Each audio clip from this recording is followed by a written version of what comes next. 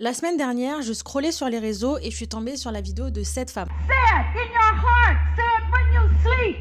We are not American. We will die as Hawaiians. We will never be American. Et quand je l'ai vue, je me suis arrêtée net. Parce que c'était pas juste une phrase choc, c'était une prise de position et l'affirmation d'une existence. Cette femme, c'est Haunani Keitras. Et si j'en parle aujourd'hui, c'est parce qu'on célèbre la Journée internationale des droits des femmes. On a souvent l'habitude de mettre en avant des figures féminines qui ont marqué l'histoire, mais beaucoup plus rarement des femmes autochtones qui ont défié un empire colonial. Haunani Keitras, c'est une poétesse, une professeure à l'université d'Hawaï, la cofondatrice du Center for Hawaiian Studies, une intellectuelle chevronnée, mais surtout une militante et leader du mouvement pour la souveraineté hawaïenne. En 1993, pendant ce discours qui est devenu emblématique, elle rappelle un fait que beaucoup auraient préféré taire. 100 ans plus tôt, soit en 1893, le royaume d'Hawaï est renversé illégalement avec le soutien des États-Unis. Les îles sont annexées sans référendum et les Hawaïens deviennent des citoyens américains sans avoir été consultés. Et elle disait, ça ce n'est pas du passé, c'est une colonisation qui continue. Elle s'est battue contre la militarisation des îles, contre les bombardements de Kaho'olawe